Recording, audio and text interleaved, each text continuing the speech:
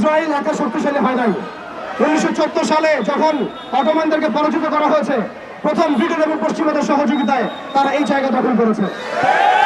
আমরা শুধু ইসরায়েলের কথা বলবো তা নয়, আমাদেরকে পুরো পশ্চিমা বিশ্বের এই যে কুফরি, এই শিরক এবং জুলুম, এর বিরুদ্ধে কথা বলতে হবে। শুধুমাত্র ইসরায়েলের বিরুদ্ধে আমাদের যুদ্ধ নয়, বরং প্রত্যেক জালেম সম্প্রদায়ের বিরুদ্ধে আমাদের যুদ্ধ। এবং এই বাইতুল মুকাদ্দাস জয় করার পর বিগত 100 বছরে তারা দফায় দফায় কতগুলো যুদ্ধ করেছে মুসলিমদের সাথে, কতগুলো ভাইকে শহীদ করেছে, কতগুলো বোনকে ধর্ষণ করেছে, কতগুলো বাচ্চাকে তারা হত্যা করেছে, এটা কারোরই অজানা নয়। তবুও কেন জানি আমরা মুখে গুলি পেটে বসে আছি? কেন জানি আমরা আমাদের ভাইদেরকে সেখানে মরতে ছেড়ে দিয়েছি? চারপাশে 22টার মতো রাষ্ট্র আছে, কেউ এক পা এগিয়ে আসে না। আমাদের ভাইরা রক্তাক্ত হলে তারা ত্রাণ ধরাতে চায়। আপনি রক্তের বদলে রক্ত কেন ছড়ান না?